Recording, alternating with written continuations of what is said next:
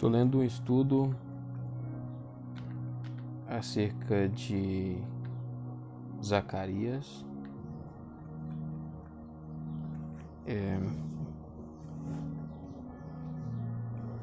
Zacarias capítulo 14, começar do começo, versículo 1. O dia do Senhor virá. Esse talvez não seja o dia do Senhor, mas o seu antecedente. Ele anuncia o dia em que Deus começa a pôr a mão nas questões humanas, com vistas àquele dia, que marca o fim do dia do homem e o começo do dia do Senhor. No meio de vocês, os seus bens serão divididos. O juízo de Deus é equitativo e universal. Com justiça, ele trata do seu povo primeiro. Confira Ezequiel 9:6, 1 Pedro 4:17. Versículo 2, que todos os povos compareçam no lugar para a batalha, não é algo tão irrealista quanto parece à primeira vista. A natureza escatológica da profecia precisa ser mantida em vista. Assim, embora a força acumulada das nações possa evocar um quadro fantástico, devemos lembrar que é a ambição coletiva e unida delas de capturar território que está por trás dos eventos descritos pelo profeta. Ocorre então pilhagem, roubos e violações, companheiros incansáveis da guerra ao longo da história humana. Versículo 3. Depois o Senhor sairá para a guerra contra aquelas nações. Um grupo de comentaristas antigos, junto com alguns autores modernos, entende que a preposição hebraica be aqui quer dizer que, de alguma forma misteriosa, Deus participa da batalha como Jerusalém entre as nações. Isso não pode ser. A NVI traz o sentido correto. Deus já não está indiferente. Ele luta por seu povo como ele faz em dia de batalha, como fez no passado. Confira Êxodo 14:13, versículo 4. Naquele dia, isso agora nos leva ao dia do Senhor, quando os seus pés estarão sobre o Monte das Oliveiras. Assim, denominado aqui pela primeira vez, flanqueando o lado oriental de Jerusalém, ele proporciona aos que o galgam uma vista panorâmica da cidade. Tanto Davi, confira 2 Samuel 15:30, quanto Jesus, confira Lucas 19:37-41, vieram para cá em um momento crítico da sua vida. É praticamente certo que a promessa do retorno de Jesus, confira Atos 1:11, alude a esse versículo. Mas agora o monte se dividirá ao meio, por um grande vale, Abacuque 3:6, providenciando uma rota de escape para os apavorados habitantes da cidade. Versículo 5, o hebraico desse versículo é notoriamente ambíguo. O verbo hebraico nastem, que ocorre aqui 3 vezes, é mais facilmente compreendido neste contexto. Como vocês fugiram uma leve mudança na pontuação vocálica, no entanto, poderia fazer o verbo significar bloqueado nistan. A RSV segue a indicação do texto aramaico e traz ser bloqueado na primeira ocorrência do verbo e fugir na segunda e terceira. A Septuaginta favorece ser bloqueado nas 3 ocorrências. Confira BJ, o vale será obstruído uma vez e será enchido 2 vezes. Isso é aceito por Acroide, que acredita que a fuga da população da cidade não harmoniza com o livre acesso a Jerusalém descrito no versículo 2. Acroide também se refere a Joséfo, na Antiguidades 9:225, em que existe um relato do terremoto que ocorreu nos dias de Uzias, rei de Judá. Amós 1:1. Joséfo escreve diante da cidade, em um lugar chamado Eroge, provavelmente em En-Rogel, de 1 Reis 1:9, metade do monte se partiu do restante do acidente e rolou. Uma das reconstruções mais extraordinárias desse texto é a de H.G. Mitchell, H.I.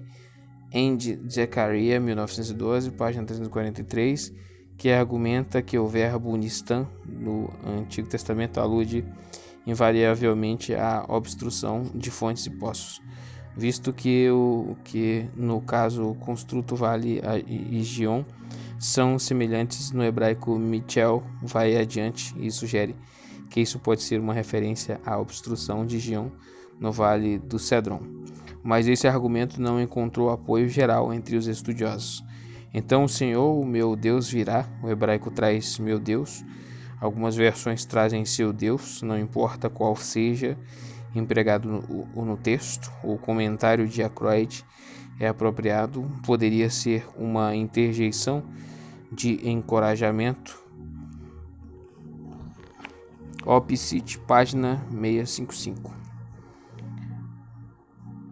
Versículo 6. O hebraico desse texto parece estar corrompido e é muito enigmático. O texto parece dizer: naquele dia não haverá luz, mas frio e condenação. Gelo? Uma interrogação. Alguns entendem que isso quer dizer que não haverá nem luz nem calor. Outros interpretam como a ausência de extremos de temperatura, como o NVI aqui. Não haverá nem calor nem frio. Além dessas tentativas, é impossível reconstruir o texto satisfatoriamente. Versículo 7, não haverá mais noite. O profeta traz uso das palavras do profeta Isaías, confira 60, 19 e 20, e há uma alusão a isso em Apocalipse 21, 25 e 22, 5. Versículo 8, mas Jerusalém será a fonte e provisão de águas correntes, que não vão oscilar com as estações, mas vão correr em direção ao leste para o Mar Morto e ao oeste para o Mar Mediterrâneo. Esse é um milagre ainda maior do que a promessa de Ezequiel 47, do 1 ao 12, e possivelmente faz referência ao rio primevo do Éden. Confira Gênesis 2:10. Além disso, com a ideia da água como sinal da provisão milagrosa de Deus, o profeta pode estar trazendo à memória o tema de profetas anteriores, Joel 3:18, especialmente Isaías 30, 25 e 26, ou retomando a poesia idílica do salmista 65:9. Pode bem estar implícita também nas palavras a restauração de Israel, que antes tinha rejeitado o Senhor como a fonte de água viva, Jeremias 2:13. Uma referência muito clara a esse versículo, no entanto, deve ser buscada no Novo Testamento, nas palavras de Jesus, quando se refere aos que creem nele e que do interior deles fluirão rios de água viva, João 7:38. Vê uma análise abrangente disso em C.K. Barrett, The Gospel According to S. John, 1958, página 195 e 196 e 271. Versículo 9.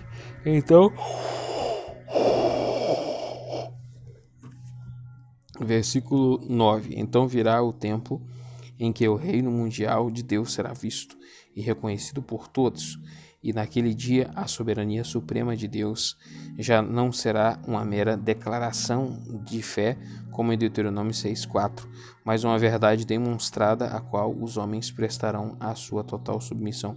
Versículo 10. A terra então será aplainada, dando destaque a Jerusalém acima do restante, desde Geba, cerca de 10 quilômetros a nordeste da cidade, até Rimon, cerca de 60 quilômetros a sudeste. A cidade em si estará firmemente unificada e será completa. A porta de Benjamim, situada no canto nordeste da cidade, confira Jeremias 37:13, enquanto a primeira porta e a porta da esquina provavelmente sejam uma referência à mesma porta. No perímetro noroeste, a torre de Hananeel, Neemias 3:1, situada no extremo nordeste. Os tanques de prensa-uvas do rei ficavam no sul, versículo 11. A notória alusão ao livro de Neemias, nesse versículo e no anterior, provavelmente serve para sublinhar a certeza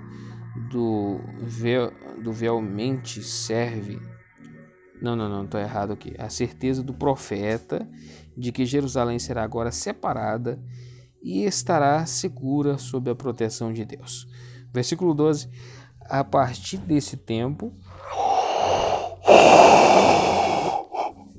Deus vai exercer vingança por meio de praga lançada sobre todos os que pegarem armas contra a cidade.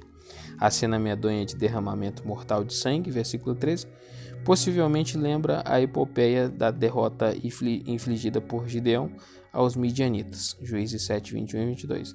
Versículo 14, também Judá lutará em Jerusalém. Há sinais de que o texto sofreu um leve deslocamento nesse ponto, visto que o versículo 15 seguiria mais naturalmente o versículo 13. Confira a reordenação dos versículos na BJ. Observe a expressão em Jerusalém. As versões que trazem Judá lutará contra Jerusalém estão evidentemente incorretas.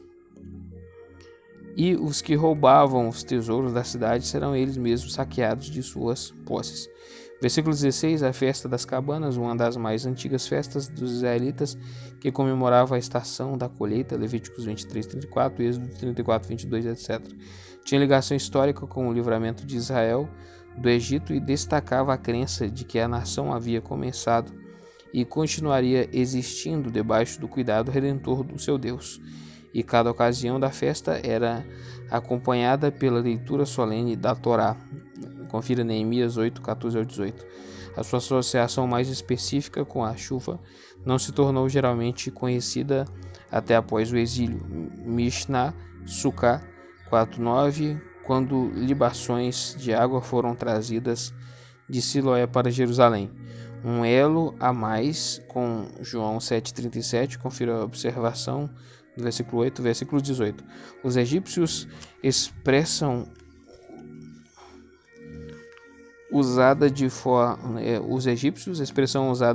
representativa em todo o trecho.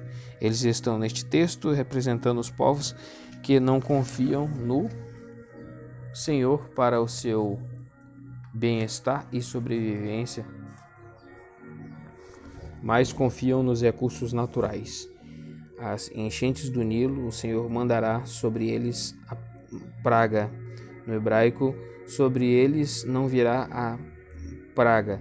A NVI evita a dificuldade evidente ao omitir o ofensivo não, mas talvez a formulação hebraica seja uma pergunta retórica.